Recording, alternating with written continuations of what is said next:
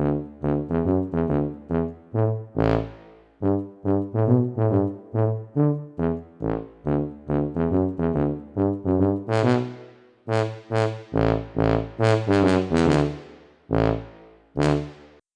and welcome back to the Diary of a Cartoonist. Now, what are we doing today? Well, I'm glad you've asked. I've had this idea and it's turned into 2 videos, I guess. I don't necessarily mean that I'll do the next one or part 2 next fortnight or what have you, but I think, bear with me, the first one, they're both linked. First of all, let me explain. It's this. I produced this book 2007, which means I probably produced it in 2006. And I'll talk more about it as the video goes on. What I'm going to be doing today is I'm going to be inking a page from the new format of that book. And I've been watching a lot of YouTube videos, like I suppose most of us do, and I've watched this. I can't think of her name. She's a young lady, and I think she does webtoons, but she also sells her work through her website, and I think she's doing quite well for herself. And she's stumbled across this format of videoing, which was she does everything on an iPad or a Galaxy, whatever she uses, and she just films. She presses the film button every time she's doing stuff on it. So now she's got a huge catalogue of videos. And what she does is she picks one she likes and then she slightly speeds it up and she records her thoughts or what she was feeling at the time or what part of the project that she was in, that kind of stuff. There's loads of videos out there. Usually they're people who are doing watercolour painting. So that's what I'm going to be doing. It's a little bit of a departure, but we're still talking and I'm still drawing, or I'm in this case inking. And I'm going to be inking a page whilst I chat about it. So I won't talk much about the project now because I'll be doing it then. And the other video, which I'll probably already explain in this video, the other idea I want is linked to the Castle comics. I'm redrawing it, as I say. I'll be introducing you to more of the characters. So I'll be drawing them, just the pencil drawings, a little bit about them. And interspersed with that, I'll go out to a castle, one of the very many castles that we've got in this country of mine. And I'm going to be talking about the history of that particular castle. I think the one I'm going to is Goodrich Castle. So it's a mixture of the two, but they are connected in the fact that it's all to do with this Castle comics.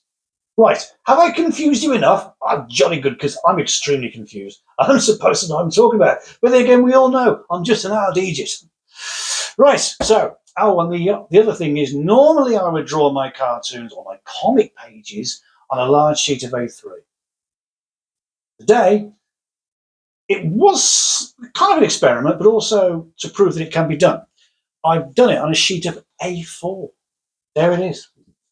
I've done a complete comics page. I'm so far about 30, 40 pages of these things on a sheet of A4. And it seems to work wonderfully for me. I've got other comic book ideas, perhaps for other videos. I don't know.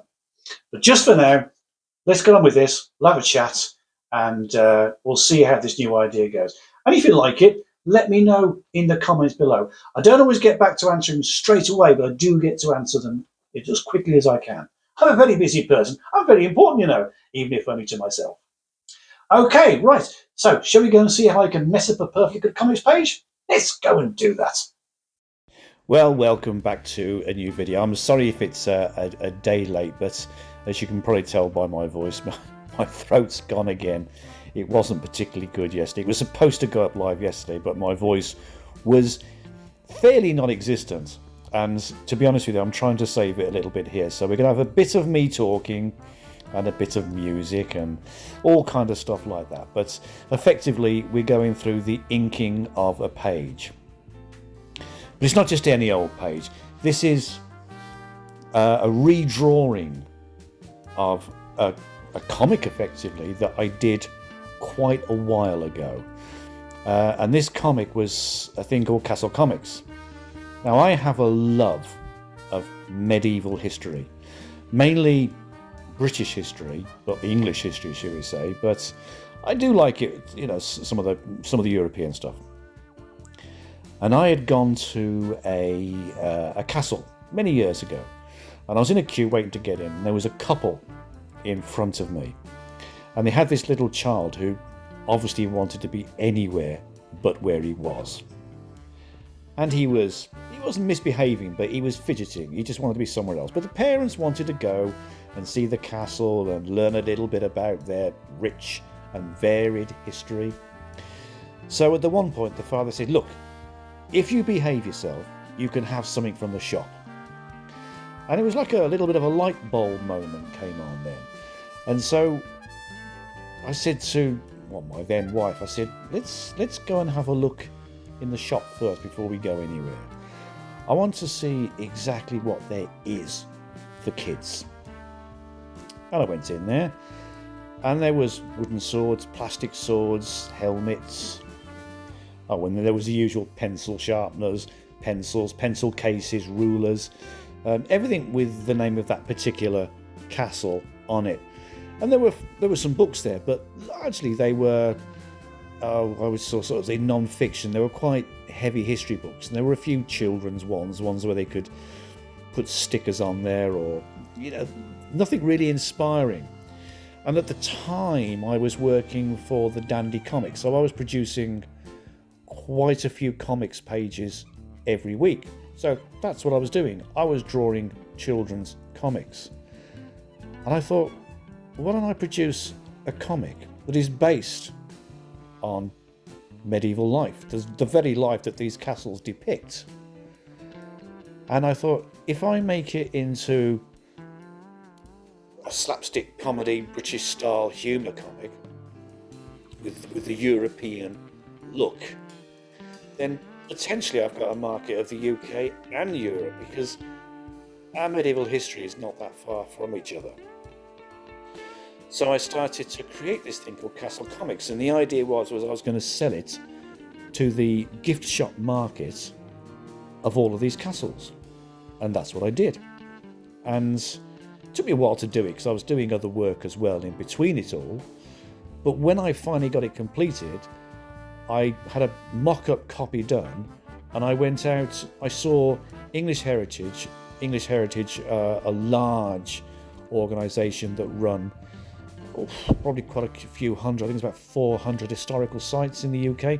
Not all castles, but you know, a lot of the British castles, or English castles, are run by English Heritage. The Welsh one's Cadw, and the Scottish one, I think, is Historic Scotland, I think it's called. And so I sent it, and I also then went to some private ones, and I chose 10 as a bit of market research. I went round all 10, including English Heritage. I had a sales pitch. I didn't even get within the second sentence with every single one of them said, we'll have it, yeah. So I then sort of said, right, okay, well, if I was to produce it, how many would you initially have? They told me, and I thought, my God, already from this whole group here, I've sold hundreds. And eventually I got the book printed, I had it printed locally, got a loan out for it, got it all done, sent them all out. And after a period, I think, of about a year, I think I sold 15,000 copies of this book. So it was a success, but because I was a lousy businessman, I might have been a cartoonist, but like most artists, we're not very good at business. I thought, oh, this book will sell well, I'll make a fortune, I'll be able to do this for the rest of my life, without realising that I needed probably about 4, 5, maybe even 6 of these books out there. So as when people went in there and they bought one, they liked it, they could then go and get another one or look online for it, and you could get your back catalogue would then be your sales, it would be your income, your living. I failed to realise that. We had very bad summers followed on by a world recession, and things went horribly wrong, and my career took a nosedive, and the last thing on my mind was finding money to put yet another one of these books out. I was trying to survive. So I never went ahead with it. I never went ahead with it. I just left it as it was. Jump forward many, many years, and I was looking at these Castle Comics, because I've got about 70 of the books left. That's all I've got left of God knows how many thousands that I had printed. I thought, this was, according to Amazon, this was apparently a bestseller. I'd written and produced a bestseller. But the thing is, comic formats have moved on. Ever since manga or manga, or however you want to pronounce it, has come on the scene, the comic book has kind of shrunk from the European A4 style size more to the Dogman style size. So that if I'm going to do this, I'm going to start again. But I'm not just going to redraw the stories that I'd already done in the previous Castle comics. I was going to have to bring a whole load of new characters into it. And that was what I thought I'd do. And in the next bit of talking, I'll have a chat about that. But now, to save my throat, let's have a little bit of music, shall we?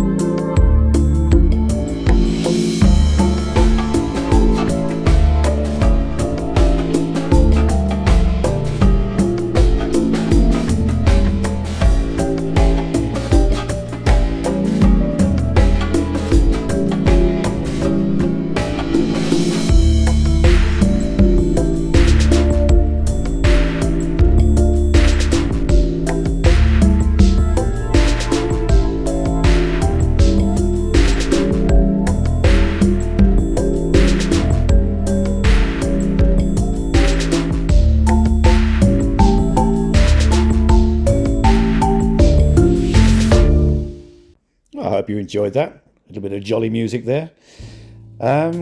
Yes, right. So the new characters. Well, if we go back to the existing characters first.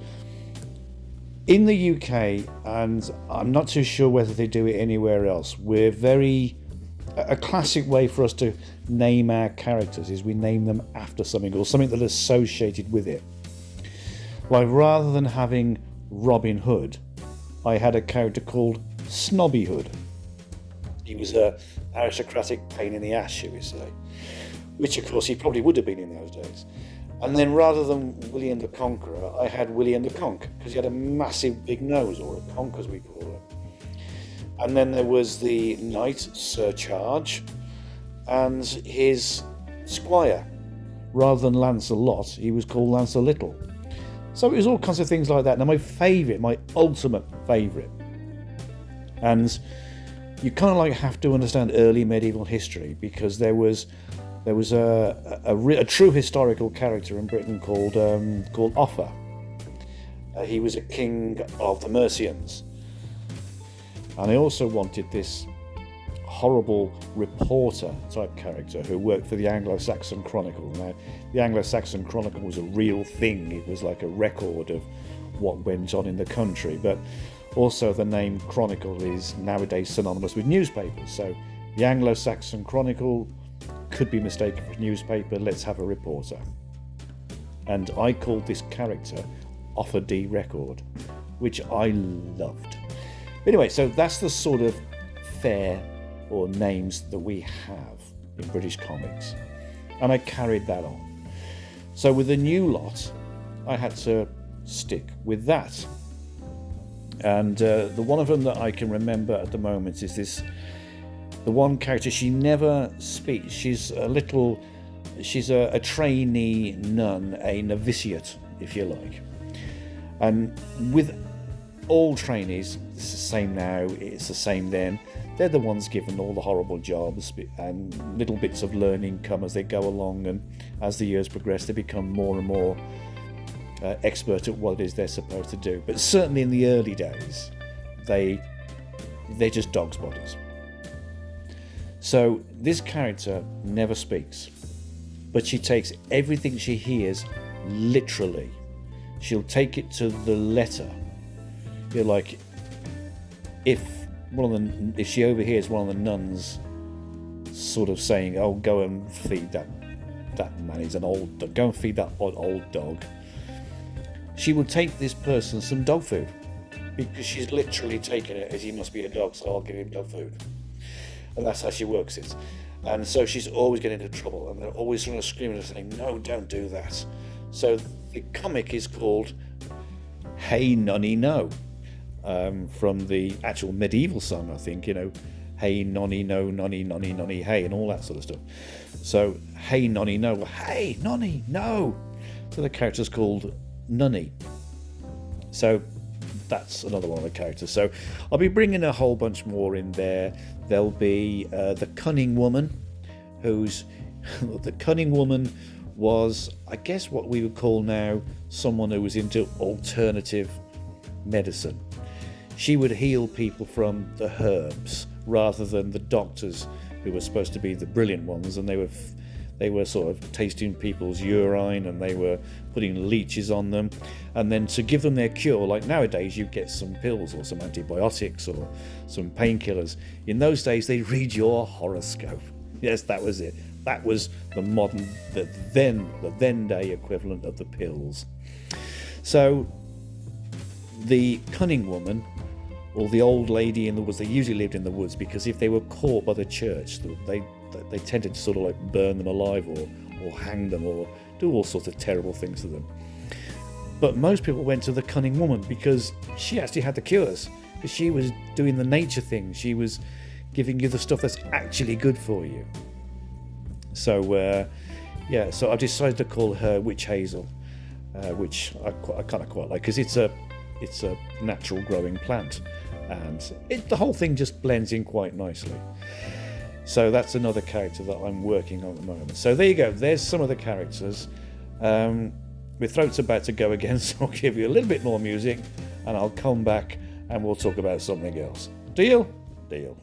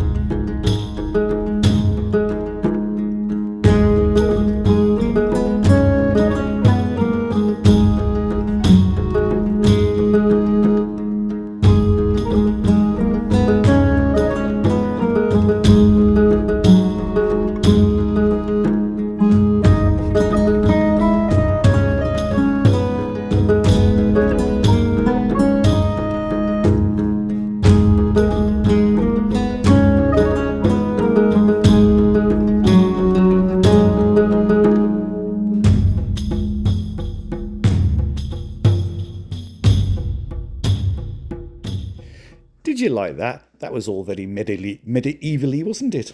Not even a real word there, I don't think. Right, voice is a little bit better now. See how long it can last. Okay, I suppose we should really talk about the actual picture that I'm doing here, really. The characters here are from the original comic. Now, this is two main characters here, William Wally and Ben Nevis. And it's obviously taken from the William Wallace story. And in the respect that you've got this rather hapless little character who definitely has little man syndrome, or what would you call it, a Napoleon syndrome as well. That's the other one. He believes himself to be a great little warrior, when in actual fact he's just an insignificant little man. And you've got Ben Nevis, who's just a giant, big, dumb, stupid oaf, but incredibly strong. And things don't go very well for them. So that's the character here that I'm doing. I think this one was a 6-7 page mini story. I think that's what it was. And that's the other thing about the comic. They're not just 1 page stories. They can be anything up to about 10 to 15 pages for a story. They can be 5 pages, they can be 6, 10, whatever it is. But effectively, it's just a collection of short stories in comic format. A lot of humour, a lot of slapstick. Now, this is one of the books that I've got that you can't really get on my Amazon page. There is someone's actually bought a copy and they put it up on Amazon. And I think they're selling for something stupid, like about £70 or something like that. I don't know how on earth they think they're going to get that for a price. I don't know.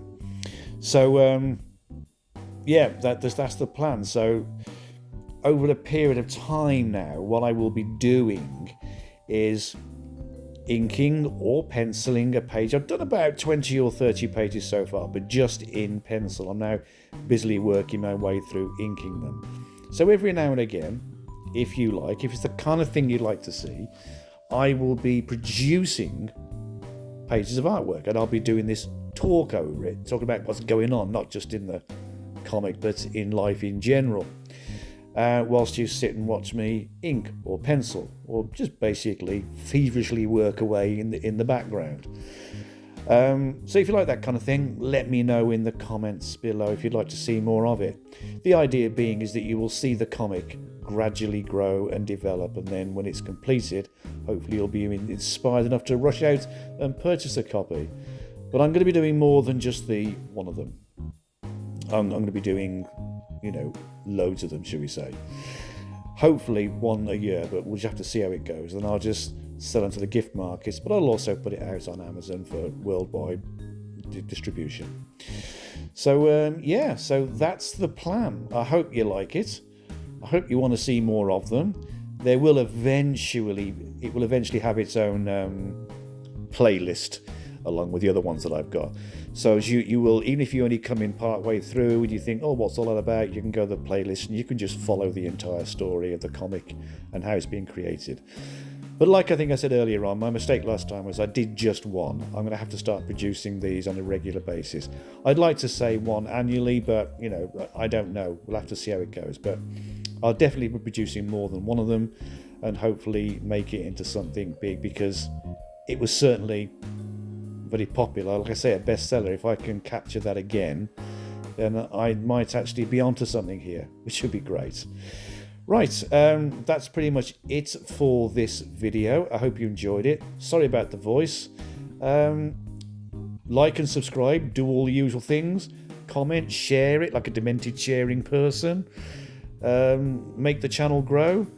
And I've got a sore throat, so if you want to buy me a coffee, there's a link for that down below.